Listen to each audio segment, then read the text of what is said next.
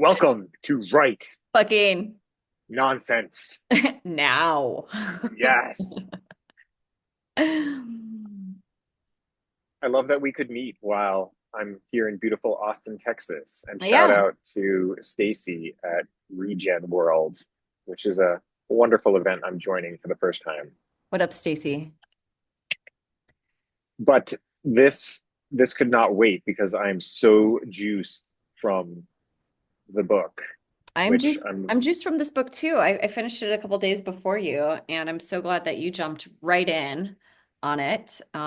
It's definitely a perspective shifting book. Which book are we talking about? I was just about to say for our listeners who are wondering what the fuck is going on, Busting Loose from the Money Game by Robert Scheinfeld, which makes me think of Seinfeld, but I think it's pronounced Scheinfeld. Is that how you pronounce it? I would say it that way. That works for me. Sweet. I loved it because I expected it to be money focused and it was all encompassing. And in the Q&A chapter towards the end of the book, one of the common questions he reported getting was, this book actually is about more than money. And his response was, fuck yes, it completely is. But I keyed into it pretty early on. And for me, this is the next step of excitement and just complete obvious understanding. Shall I kick us off or would you like to? No, so I actually wanted to ask you, why are you particularly excited about this book? What invigorated you about it? So I loved several elements about it. First, just by looking at the name and the cover, I'm like, this is going to be one of these pop culture kind of books. But so many people were recommending it. I'm like, fuck it, I'm going to listen to it. I was road tripping, driving for hours and hours. So I started listening. It turned out to be the most unexpected wild card gem where for me, it weaved together all my favorite concepts of Bashar, Abraham, Dr. Joe, Neville Goddard, just all of them. But it was the broadest perspectives from all of them put together with the central core that I took away from it is Bashar's reminder that there's no one else in your room. You're the only person in your room standing in front of a mirror. And when Abraham says you're the creator of your own reality, none of this stuff is philosophical or proverbial. It's all completely literal. And this book just harps on the fact it's literal. It's literal. You're the creator of your own reality. There's no one else here. And the tipping point is as much as you can refocus every minute of every day, refocus into the perspective. I'm not a separate body in a separate world controlled by external chance and happenstance. I am literally projecting my own consciousness outward into a medium that's no different than my thought and my emotions, my inside, my outside, same space. And we are literally the gods of our reality. And that was magnificent. But the part that really freaking inspired me was a deeper recognition and understanding. Everyone suggests this premise that reality is a mirror. Bashar's fourth law, what you put out is what you get back. Abraham's law of attraction, Dr. Joe's quantum physics in the field. So, what I recognized through this book, the biggest challenge of this experience is actually resistance. It is observing something that triggers emotional feedback in you and transmuting it or converting it in a way that's going to be most beneficial for you to experience your like highest timeline reality, if you will. And the core premise that he was offering, all these teachers we follow are offering different tools and techniques for how in the moment of negative emotion to transmute it and put out something other than a vibration of resistance to the present moment. I was just listening to Rupert Spira, and to quote him, he said, suffering is resisting the present moment. So if at any moment someone's telling me something, I'm looking at something and it's giving me emotional feedback, and I say, I don't like this, I prefer something different, I'm resisting the present moment. I'm putting that vibration out, and it's just going to give me more of that feedback back. So he offers a technique in the book, which was just magnificent for me and is clearly the technique I'm going to follow from this point forward until maybe something more effective comes along. And that has my soliloquy, and I shall take a bow. So it's interesting you said something about projecting out into a medium, right? I wasn't sure if you wanted to clarify a little bit what you mean by that word medium when you're projecting out. You asked the most magnificent questions, Alicia. For my own self reflection, So I don't know if I have a definition for medium other than whatever all of creation and existence is, it's all the same thing. Thoughts and emotions occurring inside my head, and sights, smells, sounds, touches that are occurring apparently outside my physical body are actually all occurring in the same space or medium or whatever you want to call it, but there's no separation. Bashar's third law, the one is the all are the one. Again, it's not proverbial. This is all a projection of consciousness. Nothing exists on the inside or outside, technically, or at a more focused level. If something does exist on the inside and outside, they're in the exact same substance, and that substance is awareness or consciousness. I love that. That's super great. One of the things that I really appreciated about the book and what the author uses is the word discomfort. Doesn't use the maybe a few times use the word resistance. Talked a little bit about the idea of negative emotions, but the key word that he used as like our indicator of bumping up a limiting belief or something that is not true is this idea of discomfort. And I was actually thinking about that in terms of that feeling that can sometimes be perceived as a positive thing, but actually has some distruth to it, which is that idea of like excited nervousness, right? Like I have something coming up, I'm excited about it, I'm feeling nervous about it. Um, and as I've reflected, on recent instances of that excited nervousness, I'm realizing that the nervousness is fed by fear, right? And that fear is actually also part of the illusion. And so I think I like his use of the word discomfort because to me, it feels a little bit more encompassing than just the negative emotions part of it. Our other guest host is here too, if we want to say hi at any point. Absolutely. Bring her or him up. Let's see if she'll join us for a moment. Join us for a moment. You have Third a moment. co-host. Coconut. Good night. I'm in an awkward spot, so I can't pick her. Oh, she fell over. Come here, Mama. Come here. Hi. Nice to see you. Here we go. Oh, it's worth it. We got to see her. Here she is. It's so worth it. Yeah. Super coconut. Looking like a champ. Okay, so co-host is here too now, so she can be a part of the conversation. I wonder She'll what be an energetic fear contributor. she's experiencing right now. Anyway. Fear of being in front of millions of people, but you got this, coconut. No worries. Or You're being born for this. whichever. Okay, thanks for joining us. Have a good one. I don't know if you have more to say before I hop in. No, just I appreciated again his use of that word discomfort because I do think it helped me to think a little bit more broadly of where some of the illusion is existing, where I'm not saying this is the illusion, this is part of it. Yes. Discomfort was also a very resonant term with me because it's very descriptive of what that sensation in the body and an emotion is. And I was taking that quote, get comfortable with discomfort, was coming to mind. I don't know if he actually used that quote in the book, He but does, so many people have used it. yeah, he does in a sense or two. Yes. Yeah, and I see such great power in that because if the game is transmuting these emotions and putting out a new emotional signature when you're confronted with something you think you don't prefer, getting comfortable with discomfort is another way of describing that game. But you keyed in on the exact same thing I did with the illusion that you mentioned before.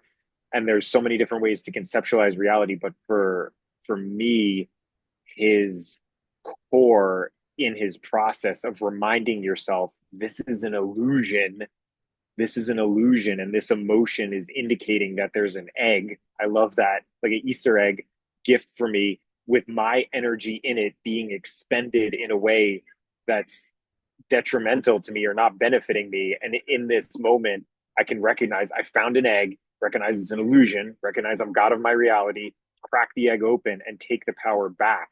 And that whole concept really gets me excited and puts me in a state where I recognize I'm putting out a new emotion And illusion is such an interesting term because I've actually talked to Abraham about it in the hot seat and listened to a lot of other people speak on that idea. And I recognize Bashar's idea. It's this and that. So reality is both an illusion and not an illusion. Like a movie, you could say, is a movie an illusion? Well, for the actors, it is. But from the perspective of the viewer, you could perceive it as being a story, a real story that's triggering real emotions in you.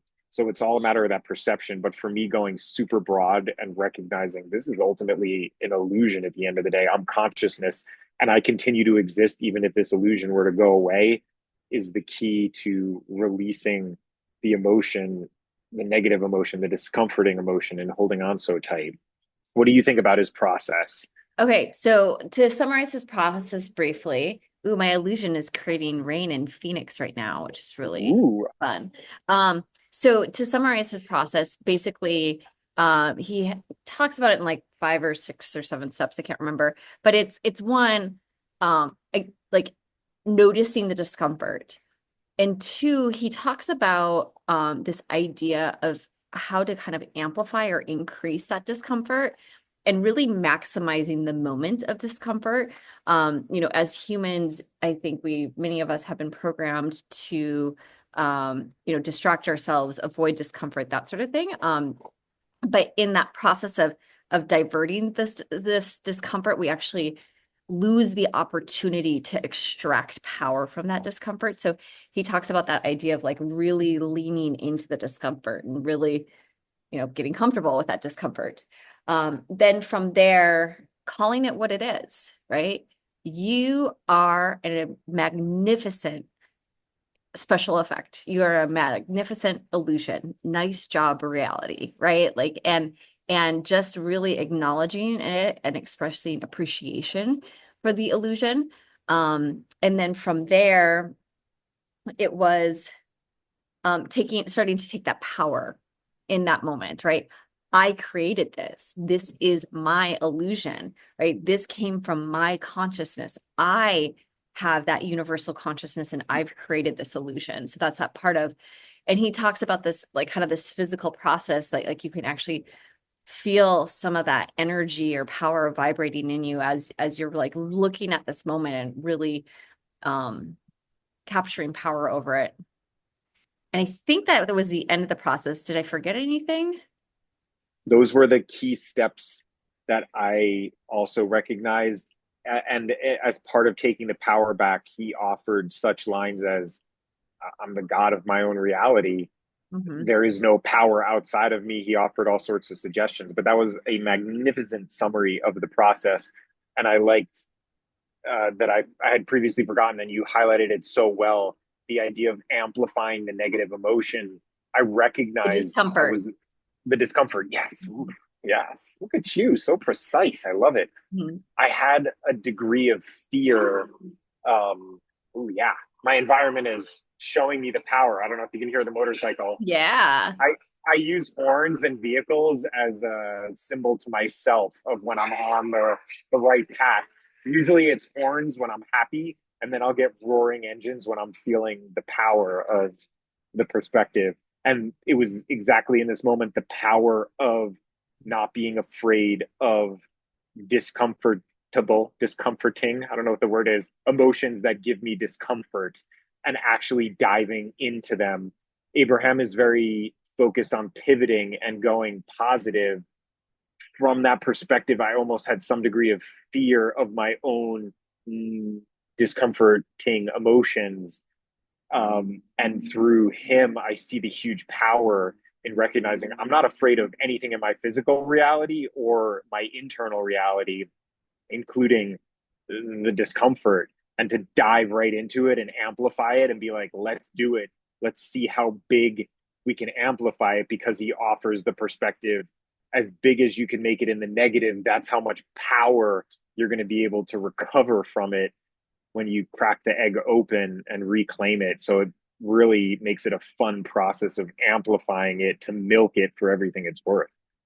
Awesome. Yeah. No, it was definitely an interesting benefit that I hadn't considered before to amplifying discomfort. And I love it. I'm continuing to play with it myself. And it's actually my experience in the last, 4 or 5 days since I finished this book of playing with that amplification is it actually dissipates really fast, right? It's almost like as I put the spotlight on it, it's like, oh, don't look at me, right? And it actually like itself kind of dissipates quickly. Um, so I've been really excited about that experience. Um, if you're ready, let's bring it back though to what he was talking about with the idea of money around Mhm. the illusion and this process and retaking our power from those moments of discomfort. Oh yes.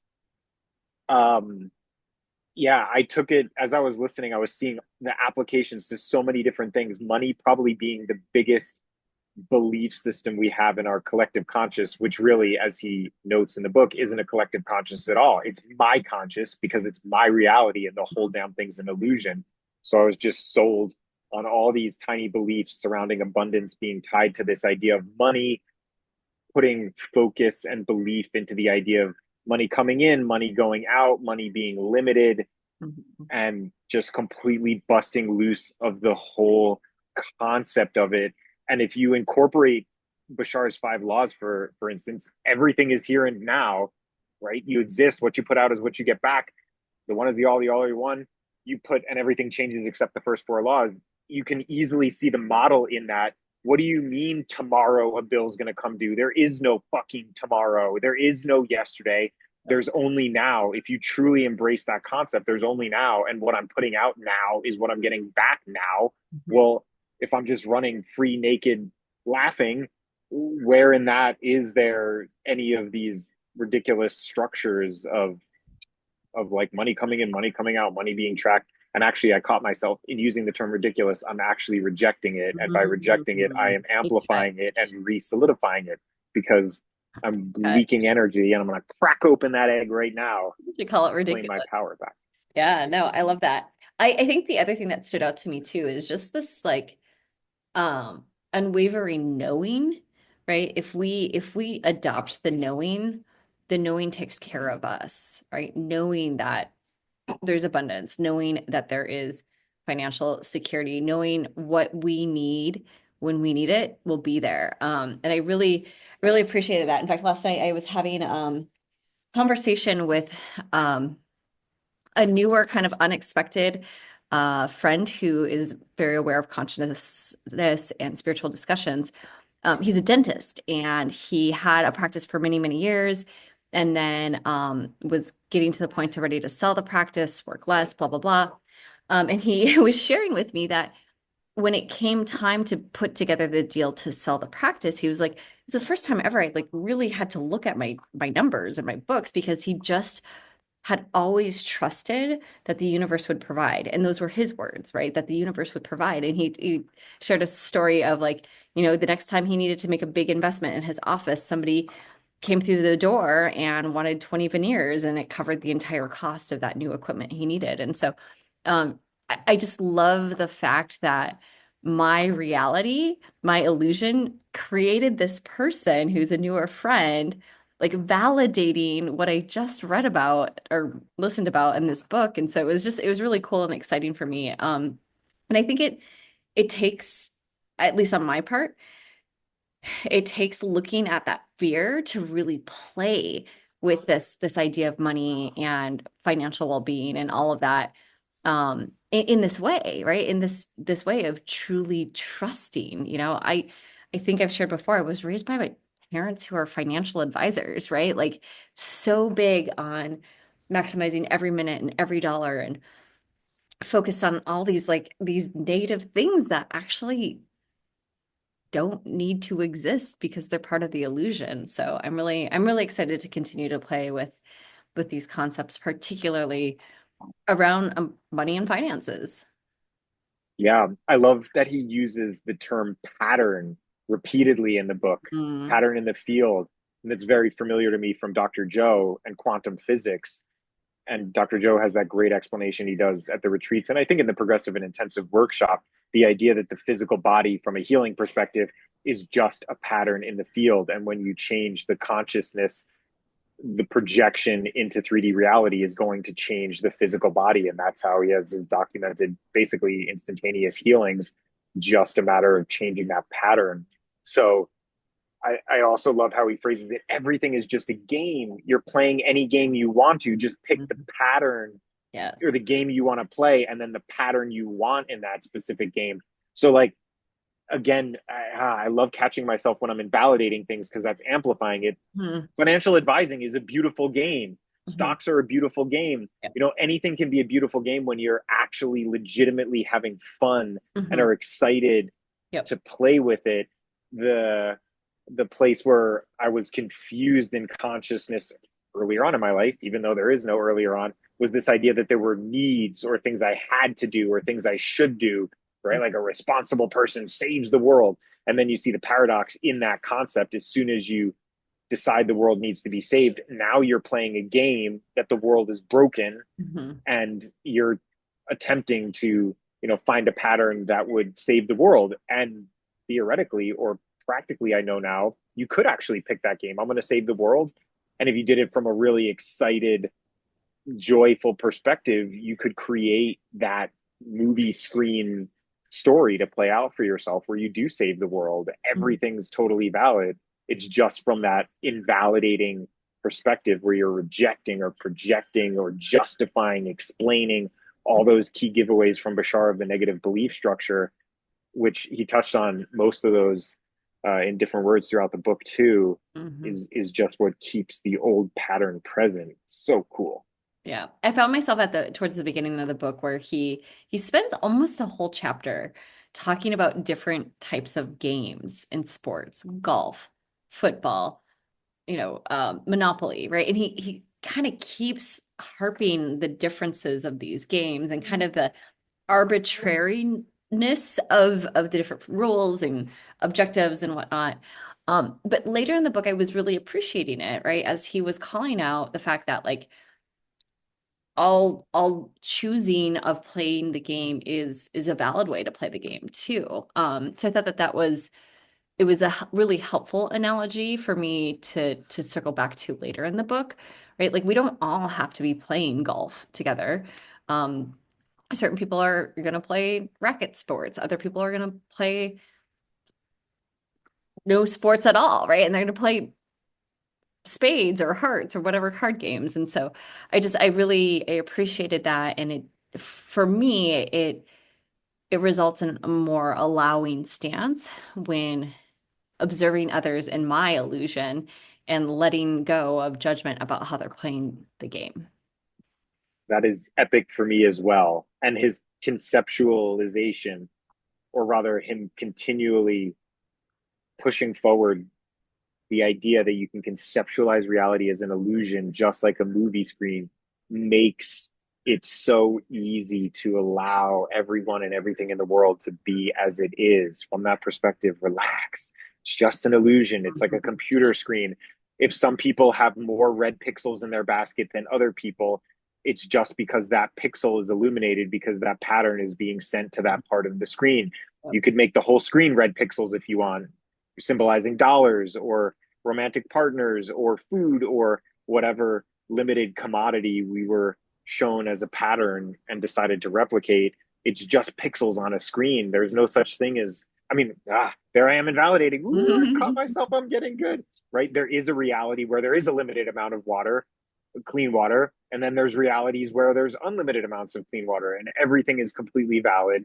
And when you recognize it's just a screen, pick what game you want. You want unlimited water, limited water. It's all up to you. I love it. Um, Well, in my reality, it's all unlimited. oh yes, I it love that. feels so good using our emotions again as the barometer, It the does. guidance on what reality to pick. That's where I really see he doesn't. I don't know if he really delves into it. I was really seeing a connection to pre-birth intentions that Mhm. Bashar and other people talk about as where the compass is pointing. Like certain games just feel really good to think about, and that's going to be different for everyone. But the game that feels good to think about, I was recognizing is probably the pre-birth intention I set for myself. Because what are the emotions actually calibrating to? There need to be a true north for the magnet and the compass to align with, and I was recognizing that's probably what I like pick to play with before physically incarnating or just focusing my consciousness to create a body within the consciousness itself. I love this. This is awesome. Me Well, too. I'm really glad that you are part of my reality, part of my illusion. I'm grateful that my consciousness has focused you into being. So, and I'm excited that you love the book as much as I did. So thanks for engaging in the book and the discussion. It's been super fun. I think we might have a little bit more that we can cover on it in a future episode, but I'm feeling pretty satisfied for this first go on it. Me too. And I appreciate your precision very much. There's my horn. God, instantaneous. Abraham was talking about that at the workshop last Saturday. Just the speed with which the physical manifestation will come, and you Okay, decide something is your symbol. quick story. Quick story. Earlier Yeah. today, I called John at 12:49 p.m. to ask about the Abraham Scandinavia cruise roommate situation, blah, blah, blah, blah, blah. I was looking for a roommate. I decided to hop in the shower, get ready for some afternoon activities. I get out of the shower 34 minutes later. Not that my shower was that long, but 34 minutes after I had called John. And I had my friend April, previous roommate on my previous cruises, reach out and be like, hey, girl, did you sign up for the cruise? I'm looking for a roommate. I had to take no other action besides a simple conversation with John. And it was delivered to me 34 minutes later. Loved it. And this is the new normal. When things like this happen to me, I remind myself this is the normal. And that was my discussion with Abraham on Saturday in the hot seat.